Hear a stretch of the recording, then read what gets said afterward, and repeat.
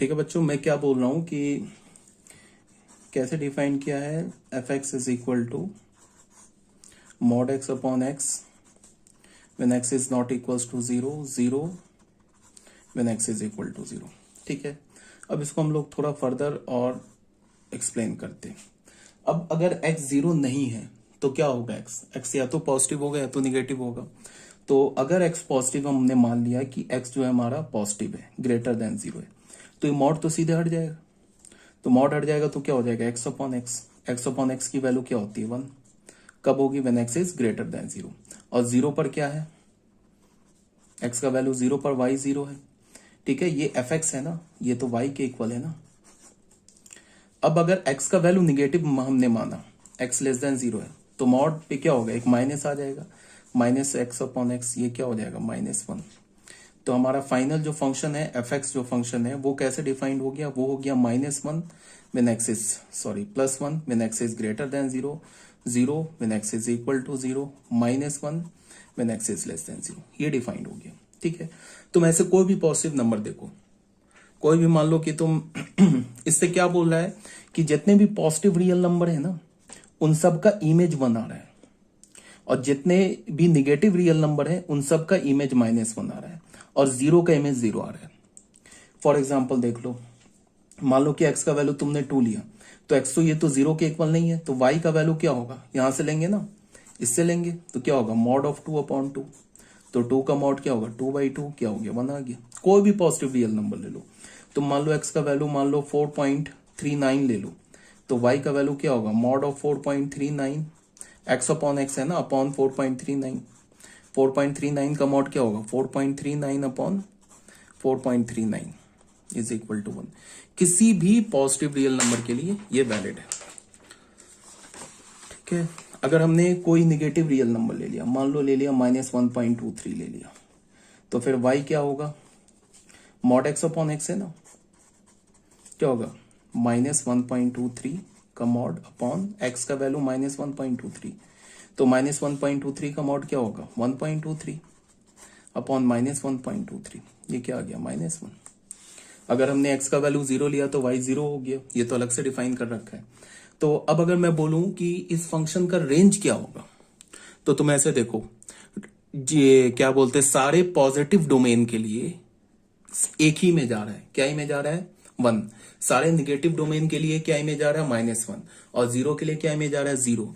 तो इस फंक्शन का जो रेंज होगा ना, वो क्या होगा, एक सेट होगा, एक डिस्क्रीट सेट होगा जिसमें सिर्फ 3 एलिमेंट्स होंगे। रेंज अगर फंक्शन का बोला जाए ना, तो रेंज आ जाएगा -1, 0, 1।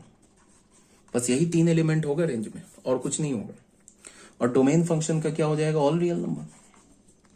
अब आते हैं ग्राफ पर।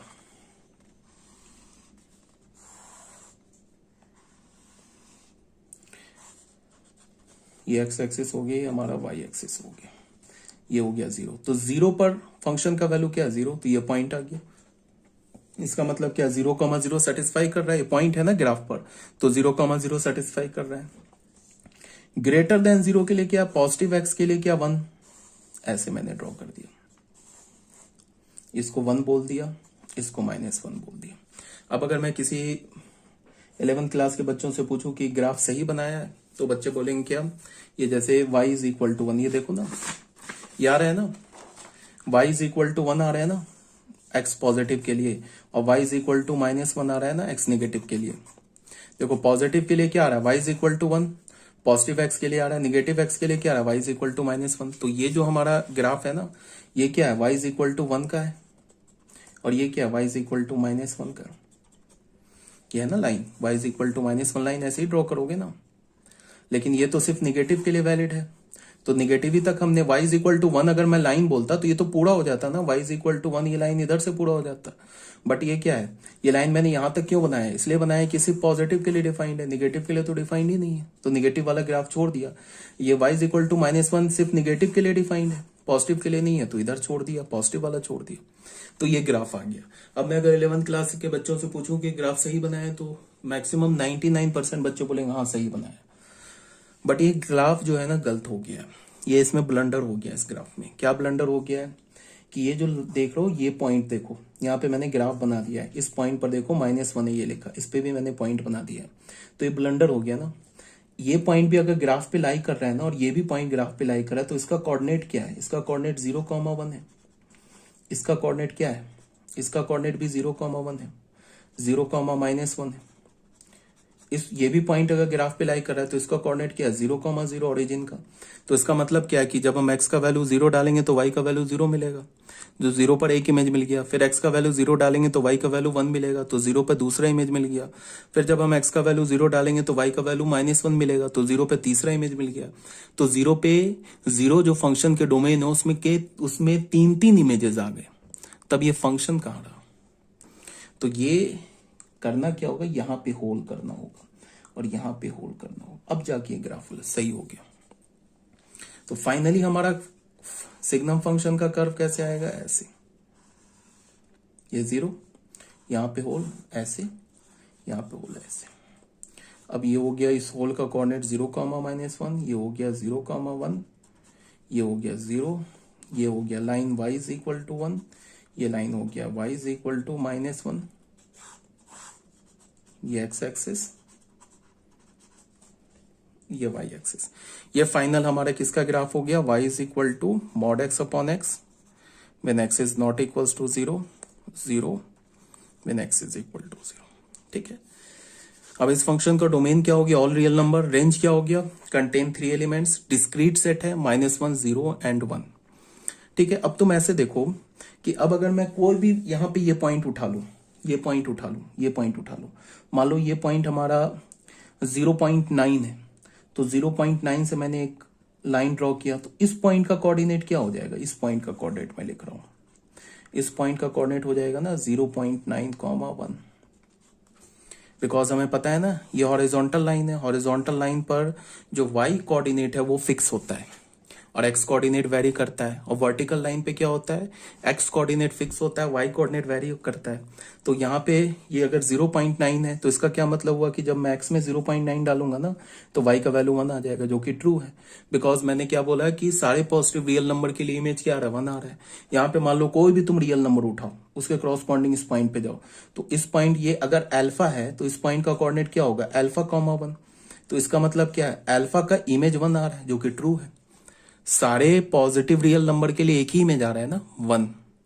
ठीक है, 0 पर इमेज क्या आ रहा है? 0। यहाँ पे मान लो मैंने एक पॉइंट उठा लिया, -1.3 उठा लिया, तो इसके कॉरस्पॉन्डिंग इस पॉइंट का कोऑर्डिनेट क्या होगा? -1.3, -1। तो ये भी ट्रू है। सारे निगेटिव रियल नंबर के लिए क्या होगा उसका इमेज? -1 होगा। कोई भी तुम उठा लो, मान लो ये -β है, तो -β का यहाँ पे इमेज क्या आ जाएगा? -β नहीं, +β लेते हैं। ठीक है, तो +β लेने का मतलब क्या हो गया कि ये नहीं कि बीटा पॉजिटिव नंबर है, बीटा को हमने ओरिजिन से लेफ्ट साइड रखा है, तो बीटा खुद में निगेटिव है। ये नहीं कि मैंने ऑलरेडी बता रखा है ना कि x लिख के अगर मैं तुमसे पूछूं कि x पॉजिटिव है निगेटिव है, तो हम ऐसा नहीं बोल बैठेंगे कि x पॉजिटिव है x निगेटिव है, गलत हो जाएगा। x का पॉजिटिव निगेटिव होना इस बात पे डिपेंड करेगा कि x का वैल्यू क्या है। अगर मैंने x का पोजीशन फिक्स कर दिया तो पोजीशन देख के बता सकते हो पॉजिटिव है निगेटिव है। जैसे हमने बीटा का पोजीशन फिक्स कर दिया ना, ओरिजिन से लेफ्ट है, अब बीटा खुद में निगेटिव है। अगर मैंने यहाँ पे अगर -β में लिखूं ना, तो फिर ये बीटा को क्या होना होगा? पॉजिटिव होना होगा, तभी तो पॉजिटिव इंटू -1 मिलके निगेटिव होगा, क्योंकि ये निगेटिव एक्स एक्सिस पर है ना। तो अगर मैंने +β लिखा तो इस पॉइंट का कोऑर्डिनेट क्या होगा? बीटा, -1। तो ये तो ट्रू है ना। कोई भी तुम पॉइंट उठाओ, यहाँ पे कोई भी रियल नंबर उठाओ, सबका इमेज क्या मिलेगा? यहीं पे मिलेगा। इस ग्राफ का y कोऑर्डिनेट तो -1 है। ठीक है, तो ये फंक्शन का सिग्नम फंक्शन हो गया हमारा। इसके बाद बच्चों आ जाओ मोस्ट इंपॉर्टेंट फंक्शन, जिसे हम क्या बोलते हैं? Exponential function. एक्सपोनेंशियल फंक्शन क्या होता है? इसको तुम ऐसे देखो, यहाँ पे ध्यान से देखो बच्चों। If a is any positive real number, हमारे पास अगर a स्मॉल a, ध्यान से देखो ये बहुत इंपॉर्टेंट फंक्शन है। एक्सपोनेंशियल फंक्शन के बाद हम पढ़ेंगे logarithmic function. If small a is any positive real number other than unity, then a function that associates each x belongs to R to a to the power x is called the exponential function। देखो क्या है यहां पे, क्या बोल रहा है कि हमारे पास a जो है ना, ये एक पॉजिटिव रियल नंबर है, ग्रेटर देन 0 है। And a is not equals to 1। मतलब अगर रियल नंबर लाइन पे ए को देखोगे ना तो ये 0 है, ये 1 है, तो ए का वैल्यू क्या हो सकता है? 0 नहीं हो सकता, बिकॉज 0 तो पॉजिटिव नहीं है। 1 को भी हमने मना कर दिया, तो ए का वैल्यू 0 से 1 के बीच में हो सकता है और ग्रेटर देन 1 हो सकता है। ये ए का पॉसिबल वैल्यूज हो सकता है, लेस देन 0 नहीं होगा। तो हमने क्या बोला कि a is greater than 0 and a is not equals to 1। तो हमने एक फंक्शन डिफाइन किया एफ। क्या डिफाइन किया? आर से आर में क्या फंक्शन डिफाइन किया? y is equal to f x is equal to a to the power x, जहां पे a क्या है? Where a belongs to r plus -1, ये a। इसको हम क्या बोलते हैं? एक्सपोनेंशियल फंक्शन बोलते हैं।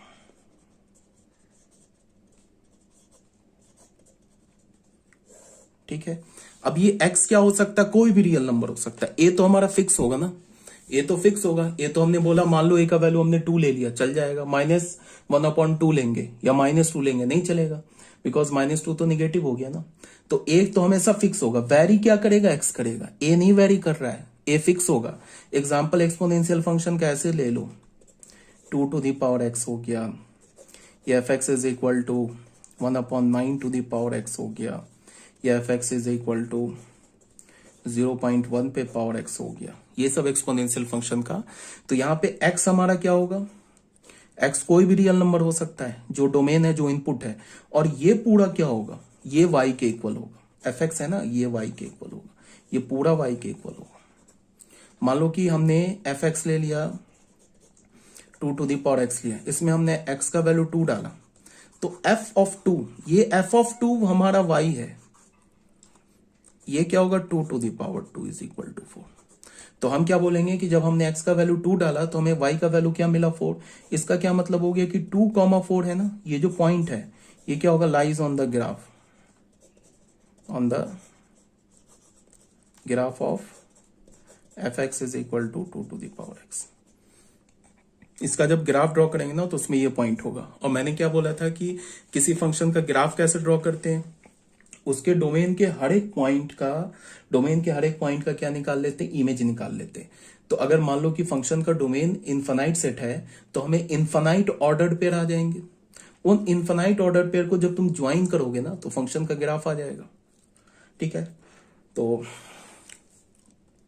बट यहाँ पे कोई सोच रहा होगा कि इनफाइनाइट ऑर्डर पेयर ज्वाइन कैसे करें, तो उसीलिए तो ग्राफ का अभी इनफाइनाइट ऑर्डर पेयर को, ये पॉइंट को हम ऐसे नहीं करते हैं कि इनफाइनाइट जो ऑर्डर पेयर मिलेंगे उसको एक्चुअल में ऐसे ऐसे प्लॉट करने लगेंगे, ग्राफ बना लेंगे। ऐसा नहीं होता है।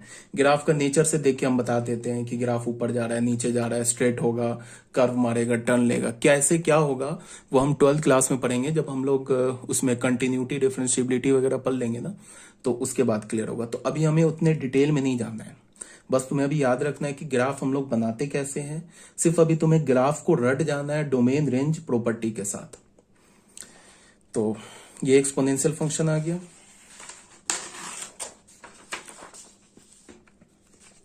अब यहां पे क्या है?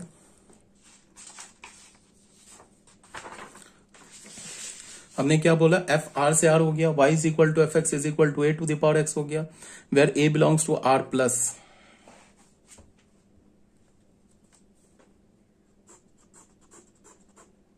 आर प्लस, यहाँ पे बच्चों करेक्ट कर लेना यार, आर प्लस में 1 भी तो आ गया यार, करेक्ट कर लेना पीडीएफ में, गलत मत लिख के बैठ जाना, पीडीएफ में 1 भी आ जाएगा ना। आर प्लस में तो -1 लिखा है, आर प्लस में तो पॉजिटिव में तो 1 भी आ गया ना, तो उससे 1 हटा देना है। डेट इज ए क्या होगा? Greater than 0 and a is not equals to 1, correct कर लेना पीडीएफ में। तो डोमेन क्या होगा फंक्शन का? आर। रेंज क्या होगा फंक्शन का? सिर्फ पॉजिटिव रियल नंबर। अब क्यों रेंज पॉजिटिव रियल नंबर होगा? उसके लिए तुम ऐसे देखो, अगर मैंने ना एक ऐसे फंक्शन, एक्सपोनेंशियल फंक्शन ले लिया, अब मैं यहां पे दुनिया का कोई भी एक्स डालूं, ये y निगेटिव नहीं हो सकता, y 0 भी नहीं हो सकता है, चाहे कोई भी रियल नंबर डालूं। अगर हमने x का वैल्यू 0 डाला, देन y क्या हो जाएगा? 1 हो जाएगा। 2 टू द पावर 0 इज 1। अगर हमने x का वैल्यू -1 डाला, देन y क्या हो जाएगा? 1/2 हो जाएगा। अगर हमने x का वैल्यू -1/2 डाला, देन y क्या हो जाएगा 2 टू द पावर माइनस 1/2 क्या हो जाएगा 1/2 टू द पावर 1/2 ये क्या हो जाएगा 1/√2। तो ये भी तो पॉजिटिव आया। तो मैं क्या बोल रहा हूं कि तुम x का कोई भी वैल्यू डालो, y हमारा निगेटिव नहीं हो सकता, y जीरो नहीं हो सकता, तो फिर y हो क्या सकता है पॉजिटिव हो सकता है। तो y क्या हो गया बिलोंग्स टू 0 टू इंफिनिटी। तो फंक्शन का रेंज क्या हो गया 0 टू इंफिनिटी। एक तो तुम्हें ये याद रखना है डोमेन फंक्शन का क्या हो गया, डोमेन फंक्शन का हो गया ऑल रियल नंबर। x तो हम कुछ भी डाल सकते हैं ना, तो फंक्शन का डोमेन हो गया ऑल रियल नंबर, रेंज क्या हो गया positive real number 0 to infinity. ठीक है, ये आगे बात समझ में। अब हमें करना क्या है कि अब हम लोग ना दो केसेस ले लेते हैं। दो केसेस लेने का क्या मतलब है, तुम इसको ऐसे देखो, यहां पे केस 1 लेते हैं, बात को बिल्कुल ध्यान से देखो। केस 1 हमने क्या बोला कि अभी हमने क्या बोला कि जो a होगा वो कहां से कहां तक लाई कर सकता है 0 से लेके इंफिनिटी तक, सिर्फ 1 को छोड़ के। तो a क्या होगा, एक तो 0 से 1 के बीच में हो सकता है, और एक a क्या होगा ग्रेटर देन 1 हो सकता है। ठीक है, तो हमने दो केस बनाया। एक बार हमने a को ग्रेटर देन 1 बोल दिया। ठीक है, a को हमने क्या बोल दिया, जो बेस है ना उसको हमने ग्रेटर देन 1 बोल दिया। तो अब तुम ऐसे देखो, एक एग्जांपल लेके y is equal to f x is equal to हमने 2 टू द पावर x लिया, इसमें a है ना ग्रेटर देन 1। ठीक है, अब अगर तुम ऐसे सोचो, अगर मैंने ना x का वैल्यू x अगर हमने 0 डाला, एक पर्टिकुलर एग्जांपल लेके बता रहा हूं, फिर इसको हम जनरलाइज कर देंगे। अगर हमने x का वैल्यू 0 डाला तो यहां से y का वैल्यू क्या मिल गया 1, तो यहां से मैं क्या पता चल गया 0,1 ग्राफ पर होगा। अब अगर मैं x का वैल्यू ग्रेटर देन 0 डालता हूं, देन y जो कि 2 टू द पावर x के इक्वल है, ये ग्रेटर देन 1 आएगा, 1 से बड़ा आएगा। कोई भी डाल के देख लो, कोई भी वैल्यू अगर तुमने x का वैल्यू 0.1 भी डाला ना, तो 2 टू द पावर 0.1 1 से ग्रेटर नंबर है। अगर तुमने x का वैल्यू 0.4 भी डाला ना, या 0.5 डाला, तो अगर मान लो कि तुमने x का वैल्यू 0.5 डाला, देन y क्या हो जाएगा 2 टू द पावर 0.5, ये क्या हो जाएगा 2 टू द पावर 5/10 1/2, तो क्या हो जाएगा √2। तो √2 का वैल्यू अप्रॉक्स किसके इक्वल होता है 1.414 के, 1 से ग्रेटर नंबर है कि नहीं। तो मैं क्या बोल रहा हूं कि अगर तुमने x का वैल्यू ग्रेटर देन 0 डाला ना, तो y क्या मिलेगा 1 से बड़ा मिलेगा, और अगर तुमने x का वैल्यू लेस देन 0 डाला तो y का वैल्यू क्या मिलेगा 1 से छोटा मिलेगा। अगर हमने x का वैल्यू लेस देन 0 डाला ना, देन y क्या होगा, y जो कि किसके इक्वल है 2 टू द पावर x के इक्वल है, ये लेस देन 1 मिलेगा। एग्जांपल देख लो, x का वैल्यू -1 डालो, देन y क्या हो जाएगा 2 टू द पावर -1, ये क्या हो जाएगा 1/2, ये जो कि 1 से छोटा है। बट 1 से छोटा हो क्या ऐसा मत समझना कि y निगेटिव में चला जाएगा, y कभी 0 नहीं होगा, y कभी 0 नहीं हो सकता। ठीक है, और y कभी निगेटिव नहीं हो सकता, y का वैल्यू 1 से छोटा होगा, 0 नहीं होगा, निगेटिव नहीं होगा। तो फिर y होगा क्या 0 से 1 के बीच में होगा, चाहे तुम कितना भी छोटा निगेटिव नंबर x का डालो, x का वैल्यू -10,000 करोड़ डाल दो, तब भी y 0 नहीं होगा, निगेटिव नहीं होगा। तो y होगा क्या 0 के और क्लोज और क्लोज और क्लोज, पास पास पास आता जाएगा। ठीक है, अब 0 के कितना पास आएगा, तो नंबर के किसी नंबर के पास आने का कोई लिमिट नहीं है, वो इनफाइनाइट टाइम तक पास आ सकता है। मैं बोलूं कि 2 के क्लोज करना है, तो 2 के क्लोज कैसे कर सकते हो, नंबर को 1.9 करो, एक 9 और जोड़ दो 1.99, फिर 1.99999 करते रहो जिंदगी भर, मर जाओगे तब भी नंबर नहीं खत्म होगा। तो 2 के पास तो हम क्लोज ला सकते हैं ना, लेफ्ट हैंड साइड से 1.99 करते हुए। ठीक है, तो मेरे कहने का क्या मतलब है कि अगर तुमने x का वैल्यू इस फंक्शन के लिए, जब बेस 1 से ग्रेटर होता है ना, तुम अगर x का वैल्यू 0 डालोगे ना, तो y का वैल्यू 1 मिलेगा, और अगर तुमने x का वैल्यू पॉजिटिव डाला ना, तो इस फंक्शन में बता रहा हूं y का वैल्यू 1 से बड़ा मिलेगा, और x का वैल्यू निगेटिव डाला तो y का वैल्यू क्या मिलेगा, y का वैल्यू 1 से छोटा मिलेगा बट 0 से बड़ा मिलेगा, मतलब 0 से 1 के बीच में मिलेगा। ठीक है, और अगर तुम x का वैल्यू पॉजिटिव में बढ़ाते जाओगे, ठीक है, पॉजिटिव में बढ़ाते जाओगे तो y की वैल्यू बढ़ती जाएगी।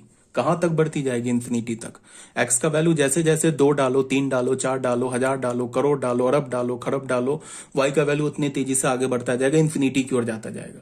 और x का वैल्यू तुम कम करते जाओगे ना, -4, -10, -10 करोड़, -20,000 करोड़ ऐसे डालोगे तो जो x का वैल्यू, y नहीं x का वैल्यू, तो y क्या होता जाएगा? 0 के क्लोज आता जाएगा। 0 से 1 के बीच में ही होगा, बट वो क्या होगा? 0 के क्लोज आता जाएगा। कभी भी 0 नहीं होगा y, कभी भी निगेटिव नहीं होगा, बट 0 के क्लोज क्लोज क्लोज आता जाएगा। ठीक है, तो इन सारी बातों को ध्यान में रखते हुए हम फंक्शन का कर्व ड्रॉ करेंगे। तो फंक्शन हम कैसे बोल सकते हैं? y is equal to a to the power x क्या होगा? ये होगा क्या? ग्रेटर देन 1 होगा। कब होगा? a to the power x greater than 1 होगा। कब होगा? व्हेन x ग्रेटर देन 0 होगा। और क्या होगा? 1 होगा। कब होगा? जब x हमारा 0 होगा। और लेस देन 1 कब होगा? y, जब x हमारा लेस देन 0 होगा।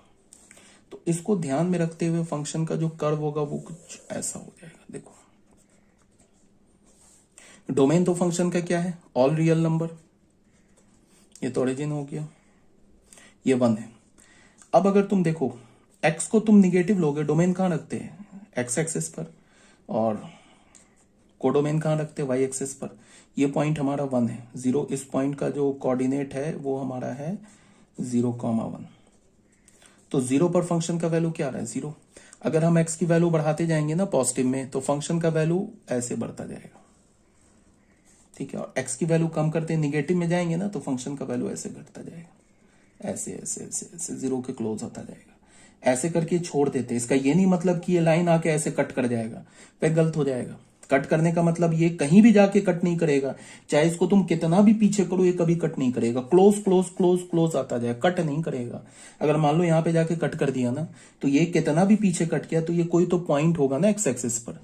मान लो 25,000 करोड़ है, तो 25,000 करोड़ एक्स का वैल्यू लोगे तो फिर वाई का वैल्यू तो 0 आ जाना चाहिए फिर, बिकॉज इसका 25,000 करोड़ कॉमा 0 कोऑर्डिनेट होगा, जो कि पॉसिबल ही नहीं है। इस नंबर पे y is equal to 2 to the power x पे तुम x का कितना भी निगेटिव छोटा वैल्यू डालो, y कभी 0 नहीं आ सकता।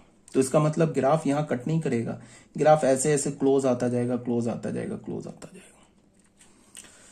कहने का मतलब ग्राफ कैसा बन गया? ऐसा क्लोज ऐसे आएगा, ये उठ के ग्राफ ऐसे निकल जाएगा, ये पॉइंट हो जाएगा 0,1। इस पॉइंट का कोऑर्डिनेट्स ये 0। ये देखो ऐसे क्लोज आता जाएगा, क्लोज क्लोज क्लोज क्लोज। अब ज्यादा बनाएंगे तो कट कर जाएगा, बट ये कभी भी इक्वल कट नहीं करेगा, ना टच करेगा, ना क्रॉस करेगा इस लाइन को, एक्स एक्सिस को। अब जैसे इसको तुम ऐसे देखो,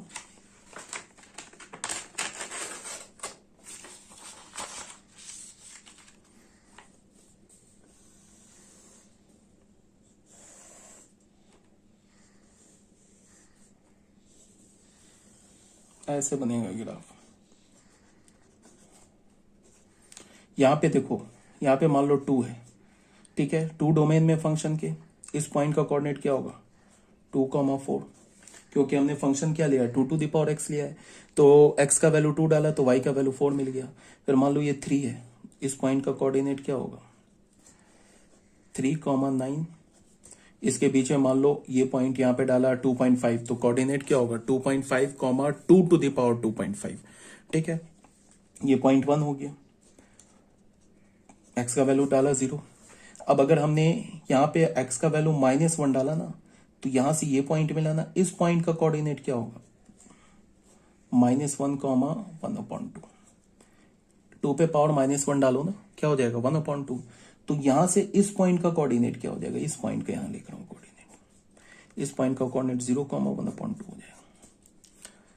तो तुम्हें समझ में आ रहा है ना कि अगर हम यहां से और आगे बढ़े ना, तो ये यहां जाएंगे और यहां पे जाएंगे तो इसका y कोऑर्डिनेट और छोटा मिल जाएगा, मीन्स y का वैल्यू और छोटा मिल जाएगा। और यहाँ पे और आगे बढ़े तो ये इसके नीचे और जाएगा, तो y का वैल्यू और छोटा मिल जाएगा। तो कभी भी यहाँ पे जाके ना ऐसा नहीं होगा, ये 0y का वैल्यू कब मिलेगा? जब ये लाइन इसको ऐसे यहाँ पे टच कर जाए, तो ये टच तो करेगा नहीं। तो इसका मतलब तुम जैसे x का इधर वैल्यू बढ़ाते जाओगे ना, y का वैल्यू ऊपर से ऐसे नीचे की ओर बढ़ता जाएगा, बट कभी भी ऑरिजिन पे नहीं पहुंचेगा। समझ रहे हो ना बात को? थोड़ा थोड़ा सा बड़ा बनाते हैं, ऐसे बनाते हैं। यहाँ पे लेंगे -1, तो -1 पे क्या मिल रहा है, ये मान लो 1/2 है। y का वैल्यू 1/2, ये -1, इसका कोऑर्डिनेट क्या होगा, -1, 1/2। और आगे बढ़े, देखो और y का वैल्यू घट गया, और आगे बढ़े और घट गया, और आगे बढ़े और घट गया, ऐसे ऐसे घट रहा है ना। देख रहे हो y क्या होता जा रहा है, ये 1 है। x को हम जितना इधर बढ़ाएंगे ना, y ऊपर से नीचे घटने लगेगा, कभी भी इस पे नहीं पहुंचेगा y। इस पे पहुंचने का मतलब कि ये जो ग्राफ है ना, आगे जाके इसको कट करेगा या टच करेगा, जो कि पॉसिबल ही नहीं है। तो फंक्शन का डोमेन क्या हो गया, फंक्शन का डोमेन हो गया हमारा ऑल रियल नंबर। फंक्शन का रेंज क्या हो गया, r प्लस बोलने का मतलब 0 to infinity एक्सक्लूडिंग 0। तो ये बात समझ में आ गई होगी क्या बोला जा रहा है तुम लोगों को। तो अभी तक हमने क्या लिया था, बेस 1 लिया था, ग्रेटर देन 1 लिया था, ठीक है। अब क्या लेंगे, बेस को क्या लेंगे बेस को अब हम क्या लेंगे, लाइज बिटवीन 0 and 1। तो उससे भी पहले यहाँ पे ग्राफ ये बना रखा है, देख लो, यही ग्राफ बना दिया है, ये आगे बढ़ेगा, ये ऊपर जाएगा। अब यहाँ पे क्या बोला है, वी ऑब्जर्व दैट, यहाँ पे ये कुछ ऑब्जर्वेशन है, वो देख लो क्या ऑब्जर्वेशन बोल रहा है। 2 to the power x से का जो वैल्यू होगा वो ग्रेटर होगा 3 to the power x के वैल्यू से, वो ग्रेटर होगा 4 to the power x के वैल्यू से, वो ग्रेटर होगा ऐसे 5 to the power x के वैल्यू से, फॉर ऑल x। अब तुम बता सकते हो क्या होगा, ग्रेटर देन 0 होगा या लेस देन 0 होगा, ये बताओ, सोचो क्या होगा। यहां पे मैं x का वैल्यू ग्रेटर देन 0 डालूं या लेस देन 0 डालूं, तो तुम एक काम करो ना, कोई भी एक x का पॉजिटिव वैल्यू डाल के देख लो। x का वैल्यू 2 डालो, तो 2 डालोगे तो क्या हो जाएगा, ये बताओ। ये 4 हो जाएगा, ये क्या हो जाएगा, 9 हो जाएगा। तो 4 इज ग्रेटर देन 9, ये तो फॉल्स है ना। तो इसका क्या मतलब होगा, ये ऐसे लेस देन 0 होगा, ठीक है। अगर तुम देखो x का वैल्यू निगेटिव डालोगे ना, x का वैल्यू तुम -1 डालो, तो माइनस यहां इसको 2 को देखो सिर्फ, तुम यहां से x का वैल्यू -1 डालो तो क्या होगा, 1/2 इज ग्रेटर देन 1/3। तो ये तो करेक्ट है ना। किसी भी चीज का दूसरा हिस्सा उसके तीसरे हिस्से से तो बड़ा होता है ना। एक रोटी का जो दूसरा हिस्सा होगा, वो एक रोटी को 3 हिस्सा करके लोगे तो 1/3 तो छोटा होगा ना 1/2 से, तो करेक्ट आ रहा है। तो ये वाला चीज कब ट्रू है, जब x का वैल्यू क्या हो, लेस देन 0। और 2 to the power x, ये 3 to the power x, ये 4 to the power x, ये सब बराबर कब हो जाएगा, at x is equal to 0, 0 पे सब 1 के इक्वल हो जाएगा। 2 to the power x से बड़ा होगा 3 to the power x, इससे बड़ा होगा 4 to the power x, इससे बड़ा होगा 5 to the power x। ये कब होगा, for all x greater than 0। कोई भी नंबर उठा के देख लो, x का वैल्यू 2 ले लो, तो यहाँ पे क्या होगा, 4 इज लेस देन 9, करेक्ट। अब यहाँ देखो 9 इज लेस देन 16, करेक्ट। तो ये एक चीज बताया गया।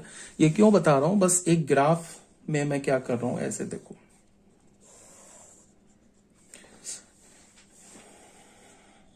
समझो ये ग्राफ क्या हो रहा है।